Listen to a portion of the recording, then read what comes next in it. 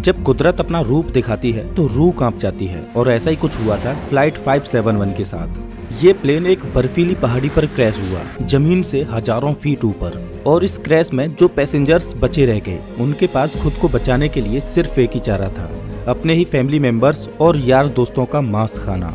Flight 571 की कहानी, चाहे इसे आप दुनिया का सबसे बड़ा चमत्कार कहो या मानव इतिहास की सबसे बड़ी क्रूरता, लेकिन इस कहानी को सुनकर आपकी रूह कांप जाएगी। ये दिल दहला देने वाली कहानी शुरू होती है 12 अक्टूबर 1972 को। साउथ अमेरिका के यूरुग्वाई देश से एक चार्टर्ड प्लेन उड़ान भरता है जिसको चिली देश की राजधानी सैंटियागो में पहुंचना है। इस प्लेन में बैठे हैं रग्बी प्लेयर्स और उनका मैच देखने जा रहे हैं उनके फैमिली मेंबर्स, उनके रिलेटिव्स और उनके यार दोस्त। इस प्लेन में टोटल 45 पैसेंजर्स हैं जिनमें 9 क्रू मेंबर्स हैं। ये फ्लाइट 3 घंटों में अपनी डेस्टिनेशन पर पहुंच जाएगी, लेकिन रास्ते में इसको एंडीज की पर्वतमालाओं को पार करना होगा। लेकिन दुर्भाग्य से आगे चलकर मौसम खराब मिलता है। इस वजह से इस फ्लाइट को रास्ते में ही अर्जेंटीना के मेंडोजा शहर में लैंड कराया जाता है। ये फ्लाइट रात भर वहीं रुकती है और अगले दिन यानी 13 अक्टूबर को उड़ान भरने के लिए तैयार होती है। लेकिन परेशानी ये है कि अभी भी मौसम खराब है। लेकिन अच्छी बात यह है कि इस फ्लाइट का जो पायलट है वो इस रूट से पहले भी 29 बार उड़ान भर चुका है। इस वजह से उसे पूरा आइडिया है कि इन एंडीज की पहाड़ियों को कैसे पार करना है। पायलट के कॉन्फिडेंस की वजह से ये फ्लाइट 13 अक्टूबर को दोपहर के 2:18 पर फिर से उड़ान भरती है। यहाँ से सैंटियागो पहुँचने में सिर्फ 1 घंटे का रास्ता बचा है और पायलट को पूरा भरोसा है कि 1 घंटे के बाद वो सही सलामत सैंटियागो में पहुँच जाएंगे। ये प्लेन करीब 18,000 फीट के एल्टीट्यूड पर उड़ रहा था और धीरे धीरे एंडीज की पहाड़ियों को पार करता जा रहा था। लेकिन आगे चलकर मौसम और खराब होता गया, जिस वजह से विजिबिलिटी और कम हो गई और पायलट को आगे कुछ भी दिखाई नहीं दे रहा था। अगर मौसम साफ होता तो पायलट आसपास की पहाड़ियों को देखकर आइडिया लगा लेता कि प्लेन कहाँ है, लेकिन इस समय तो पायलट केवल प्लेन के इंस्ट्रूमेंट्स पर ही निर्भर है।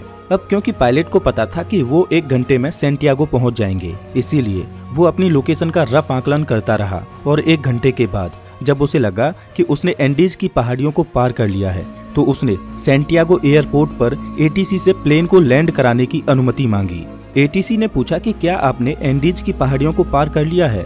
तो पायलट ने कहा कि हाँ, उन्होंने एंडीज की पहाड़ियों को पार कर लिया है। एटीसी भी पायलट द्वारा दी गई लोकेशन पर ही निर्भर थी, तो एटीसी ने प्लेन को लैंड कराने की परमिशन दे दी और पायलट से कहा कि आप प्लेन को 11,500 फीट के एल्टीट्यूड पर ले आओ। 3:21 पर पायलट प्लेन के एल्टीट्यूड को धीरे धीरे घटाने लगा। जैसे ही प्लेन नीचे आता है तो पायलट को दिखाई देता है कि अभी तो एंडीज की पहाड़ियां ही चल रही हैं और सामने एक बहुत बड़ी चट्टान है। जल्दी से पायलट प्लेन को फिर से ऊपर उठाने की कोशिश करते हैं, लेकिन अब बहुत देर हो चुकी थी। प्लेन को ऊपर उठाते उठाते प्लेन का पिछला हिस्सा पहाड़ी से टकरा जाता है और वो टूटकर अलग हो जाता है। प्लेन का पिछला हिस्सा खत्म होने की वजह से पीछे की जो सीटें थीं वो यात्रियों सहित हवा में उड़ जाती हैं और 3 पैसेंजर्स हवा में ही उड़कर खत्म हो जाते हैं। इस टकराव में प्लेन का राइट विंग भी टूट चुका था, जिस वजह से प्लेन डिसबैलेंस हो जाता है, जिस वजह से उसकी दूसरी विंग भी पहाड़ी से टकराती है और वो भी टूट जाती है। अब केवल प्लेन का फ्रंट पार्ट ही बचा था जो 350 किलोमीटर प्रति घंटे की रफ्तार से नीचे ग्लेशियर में टकराता है। प्लेन पूरी तरह से तहस नहस हो जाता है। प्लेन के पायलट तुरंत मारे जाते हैं। 45 में से 12 लोग इस घटना में मारे जा चुके हैं और 33 लोग अभी भी जिंदा हैं, लेकिन इनमें से ज्यादातर बहुत जख्मी हालत में हैं और उन्हें ये भी नहीं पता कि इस समय वो कहां पर हैं। ये क्रैश हुआ प्लेन जमीन से 3,570 मीटर की ऊंचाई पर एंडीज की किसी अनजान पहाड़ी पर बिखरा पड़ा है। क्या वो इस पहाड़ी से बचकर निकल पाएंगे या नहीं, ये कोई नहीं जानता। अभी तक जो हुआ वो तो महज एक छोटा सा ट्रेलर था। इस फ्लाइट की असली कहानी तो अब शुरू होगी। आप कल्पना भी नहीं कर सकते कि आगे चलकर इनके साथ क्या होने वाला है। ये वीरान एंडीज की पहाड़ियां अब इन पर कहर बनकर बरसने वाली हैं। इनकी आगे की स्टोरी जानकर आपके रूह तक कांप जाएगी। घायल हुए पैसेंजर्स में से एक पैसेंजर था नांदो पराडो, जिसके सिर में चोट आई थी, जिस वजह से वो कोमा में चला गया। परेशानी ये थी कि जल्द ही सूर्य ढलने वाला था और शाम होने वाली थी। इस वजह से रेस्क्यू टीम के पास उनको ढूंढने के लिए ज्यादा वक्त नहीं था और बाई चांस अंधेरा होने से पहले उनको नहीं बचाया गया तो इस बर्फीली पहाड़ी पर रात गुजारना नामुमकिन होगा, क्योंकि यहाँ का तापमान रात में -30 डिग्री सेल्सियस तक पहुँच जाता है। जल्द ही रेस्क्यू के लिए 4 जहाज रवाना किए गए। इन चारों जहाजों ने एंडीज की पहाड़ियों को खंगाल डाला, लेकिन इन्हें कहीं भी कुछ भी नहीं मिला, क्योंकि प्लेन ऐसी जगह पर क्रैश हुआ था जहां पर सफेद बर्फ और घना कोहरा था और प्लेन भी सफेद रंग का ही था। इस वजह से ऊपर से देखने पर रेस्क्यू टीम को क्रैश साइट का अंदाजा ही नहीं हो पा रहा था। देखते ही देखते रात हो गई और उस दिन रात भर के लिए रेस्क्यू ऑपरेशन को स्थगित कर दिया गया। बचे हुए पैसेंजर्स को उम्मीद थी कि वो कैसे भी करके सिर्फ आज की रात काट लें, कल तो उन्हें कोई न कोई बचा ही लेगा। और उन्होंने क्रैश पड़े प्लेन में शेल्टर बनाया और रात गुजारी। ये रात इनके लिए बहुत भयानक थी, क्योंकि आज की रात इन्हें -30 डिग्री सेल्सियस में गुजारनी है। लेकिन इनके पास एक उम्मीद है कि कल इन्हें कोई न कोई ढूंढ लेगा और बचा लेगा। इस उम्मीद में ये इस रात को कैसे भी करके काट लेते हैं। लेकिन 5 लोग इस रात को नहीं झेल पाते और अब जिंदा बचे हुए लोगों की संख्या 33 से घटकर 28 रह जाती है। अगले दिन की सुबह 14 अक्टूबर को सर्च ऑपरेशन फिर से चालू किया जाता है और 11 जहाज इन्हें ढूंढने के लिए उड़ान भरते हैं। लेकिन परेशानी वही थी कि क्रैश हुआ प्लेन सफेद रंग की वजह से बर्फीली पहाड़ियों में नजर ही नहीं आ रहा था। बचाव दल के जहाज सर्वाइवर्स के ऊपर से उड़कर जा रहे थे, लेकिन उन्हें वो नीचे नजर ही नहीं आ रहे थे। इस वजह से सर्वाइवर्स ने बचाव दल को सिग्नल देने के लिए प्लेन के ऊपर लिपस्टिक से SOS लिखने की कोशिश की, लेकिन उन्हें रियलाइज हुआ कि इतना बड़ा SOS लिखने के लिए लिपस्टिक काफी नहीं थी। इस वजह से उन्होंने अपने सूटकेसेज से बर्फ पर एक बड़ा सा क्रॉस बना दिया ताकि वो आसमान से बचाव दल को साफ साफ दिखाई दे सके। उस दिन इनके ऊपर से 3 हवाई जहाज निकल कर गए, लेकिन अफसोस कि किसी ने भी इनको नोटिस नहीं किया और ये दिन भी गुजर जाता है। अगला दिन यानी 15 अक्टूबर, उस दिन भी कुछ ऐसा ही हाल रहता है, लेकिन बचाव दल इन्हें ढूंढने में असमर्थ रहता है। अब इन सर्वाइवर्स को समझ आ चुका था कि ये बहुत बुरे फंस चुके हैं। मदद कब तक आएगी ये कहा नहीं जा सकता। इस वजह से वो प्लेन में मौजूद चीजों से सर्वाइवल की तकनीक बनाने लगे। धूप में बर्फ को पिघलाकर वो बूंद बूंद करके पानी की व्यवस्था तो कर ले रहे थे, लेकिन खाने के लिए उनके पास ज्यादा कोई ऑप्शन नहीं थे। क्रैश के 3 दिन बाद यानी 16 अक्टूबर को नांदो पराडो कोमा से जाग उठता है और जैसे ही उसे होश आता है तो उसे पता चलता है कि इस क्रैश में उसकी मां खत्म हो चुकी है और उसकी 19 साल की बहन गंभीर रूप से घायल है। दिन प्रतिदिन गुजरता जा रहा है, मदद मिल नहीं पा रही। प्लेन में जो खाना था वो भी खत्म हो चुका है। सूरज की रोशनी बर्फ से रिफ्लेक्ट होकर इनकी आंखों को डैमेज कर रही है। भूख, प्यास और असहनीय ठंडी को सहते सहते अब इन्हें इस पहाड़ी पर 8 दिन गुजर चुके थे। रेस्क्यू प्लेन आते और इनके ऊपर से निकल जाते।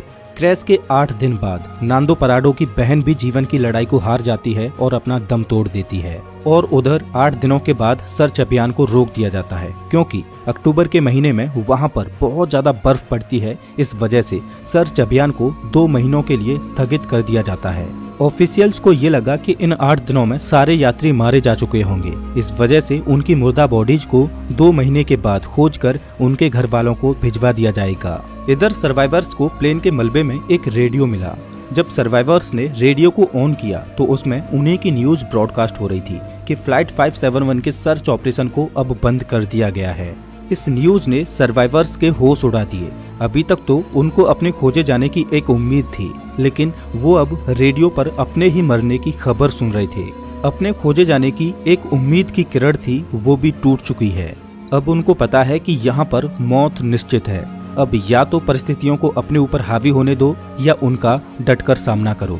उन्होंने प्लेन की सीटों को फाड़कर उसकी रुई को अपने कपड़ों में भरकर ठंड से बचने की कोशिश की। सीट कवर्स को पैरों में लपेटकर बर्फ में चलने के लिए जूते बनाए। सबसे बड़ी दिक्कत खाने की थी। अब जिंदा रहने के लिए इनके पास सिर्फ एक ही ऑप्शन था, वो करना जो इतिहास में कभी भी किसी ने नहीं किया, जिसके बारे में सोचकर ही रूह कांप जाए। इन्होंने बर्फ में पड़ी अपने फैमिली मेंबर्स, रिलेटिव्स और जिनके साथ वो कभी खेले कूदे उन यार दोस्तों की मुर्दा बॉडीज को खाने का फैसला किया। हालांकि ये फैसला लेना उनके लिए बिल्कुल भी आसान नहीं था। एक एक करके दिन गुजरता जा रहा था। इनके पास खुद को बचाने के लिए कोई भी प्लान नहीं था। वो रात को ठंड से बचने के लिए टूटे पड़े प्लेन के अंदर ही सोते।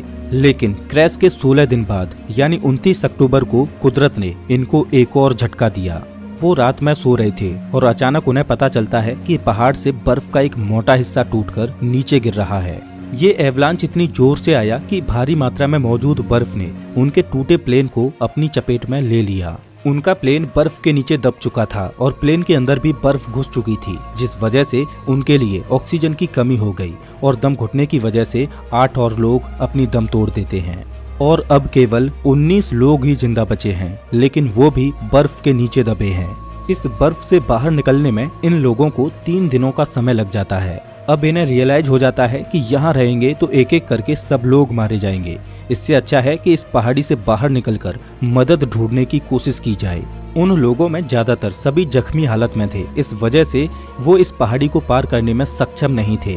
लेकिन 3 लोग ऐसे थे जो कम चोटिल थे, इस वजह से उन तीनों ने इस पहाड़ी से बाहर निकलकर मदद लाने का फैसला किया। उन्होंने रास्ते के लिए मांस के टुकड़े अपने साथ लिए और उनको ठंड से बचने के लिए सबसे मोटे कपड़े दिए गए। और क्रैश के 33 दिनों के बाद यानी 15 नवंबर को ये तीनों लोग मदद ढूंढने के लिए निकल पड़ते हैं। चलते चलते इनको शाम होने लगती है, तभी इनकी नजर प्लेन के दूसरे टूटे हुए हिस्से पर पड़ती है। प्लेन का जो पिछला हिस्सा टूटकर अलग हो गया था, उन्हें वो दिखाई देता है। जब वो उस मलबे के पास जाते हैं तो उन्हें उसमें खाने के लिए बहुत कुछ मिलता है। आज की रात उन्होंने इसी में गुजारने का फैसला किया। पिछले कुछ दिनों में आज की ये रात उनके लिए अच्छी रही।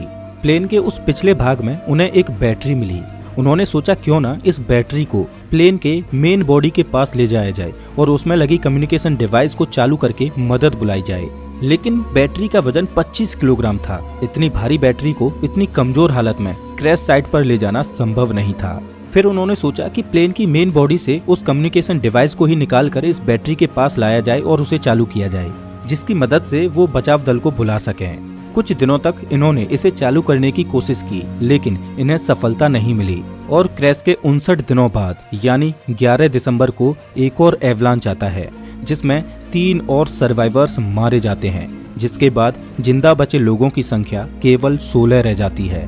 और अब ये तीनों नौजवान कैनेसा, पराडो और विजिंटेन बिना किसी गियर के ग्लेशियर पर चढ़ाई करने के लिए निकल पड़ते हैं। ये तीनों पश्चिम दिशा की ओर चलते चले जाते हैं, लेकिन ये बिल्कुल भी नहीं जानते कि जिस दिशा में ये जा रहे हैं उसमें कोई इंसानी बस्ती इन्हें मिल पाएगी या नहीं। उनको बस ये लग रहा था कि उनको इस सामने वाली पहाड़ी को पार करना है और उन्हें मदद मिल जाएगी, और उन्हें उम्मीद थी कि वो 3 दिनों में इस पहाड़ी को पार कर लेंगे। इसीलिए उन्होंने अपने साथ में सिर्फ 3 दिनों के लिए ही मीट की सप्लाई रखी। इन्होंने धागे से सिलकर एक स्लीपिंग बैग बनाया था, तो ये दिन भर बिना किसी गियर के पहाड़ पर चढ़ते और रात में एक ही स्लीपिंग बैग में तीनों चिपक कर सोते। खुले में बिना किसी सुविधा के -30 डिग्री सेल्सियस में रात गुजारना कोई आसान बात नहीं थी। चलते चलते इन्हें चौथे दिन की सुबह हो चुकी थी, लेकिन अच्छी बात ये थी कि वो अब उस पहाड़ी की चोटी पर पहुंच चुके थे। जैसे ही ये पहाड़ की चोटी पर पहुंचे तो इनके पैरों तले जमीन निकल गई, क्योंकि पहाड़ पर चढ़कर इन्हें पता चला कि वो इतने दिनों से जिस दिशा में चल रहे थे वो गलत दिशा थी। आगे रास्ता खत्म ही नहीं होता। अब क्योंकि उनके पास खाने की सप्लाई बहुत कम थी, इस वजह से उन्होंने फैसला किया कि उनमें से एक बंदा क्रैश साइट पर वापस चला जाएगा और 2 लोग आगे जाएंगे। इस वजह से विजिंटन वापस लौट जाता है और पराडो और कनेसा आगे बढ़ते रहते हैं। उस पहाड़ की चोटी पर चढ़ने के बाद इनको सही रास्ते का अनुमान हो जाता है और ये दोनों कई दिनों तक आगे बढ़ते रहते हैं और कुछ दिनों के बाद इन्हें नदी की एक छोटी सी धारा मिलती है। वो उस धारा के साथ साथ नीचे चलते रहते हैं और लगातार 9 दिनों तक चलने के बाद 20 दिसंबर को नदी के दूसरे किनारे पर इन्हें 3 लोग दिखाई देते हैं। ये चलते चलते बहुत थक चुके थे। पिछले 9 दिनों में इन्होंने पहाड़ पर 61 किलोमीटर की हाइकिंग की थी और अब मंजिल इनके सामने थी।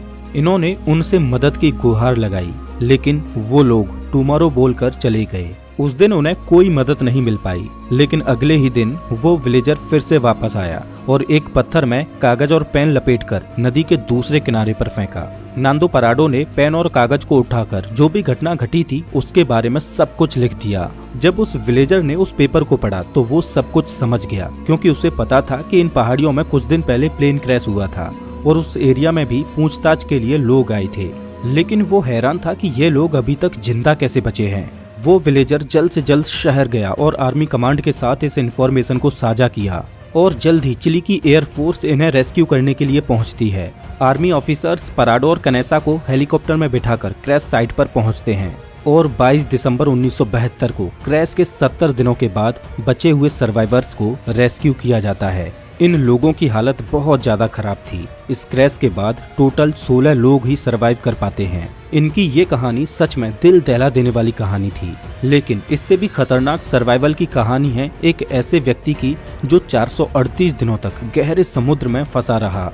बीच पैसिफिक ओशियन में एक छोटी सी नाव उसका घर थी, खुला आसमान जिसके नीचे उसे दोपहर की तेज धूप और रात की ठंडी को सहना था। एक अकेला व्यक्ति वीरान समुद्र में 438 दिन यानी 14.5 महीनों तक अकेला मदद की आस लगाए भटकता रहा। इस व्यक्ति की सर्वाइवल की कहानी आपको सच में हैरान कर देगी। इस कहानी को आप स्क्रीन पर दिख रही इस वीडियो में देख सकते हो। मैं आपको वहीं मिलता हूँ।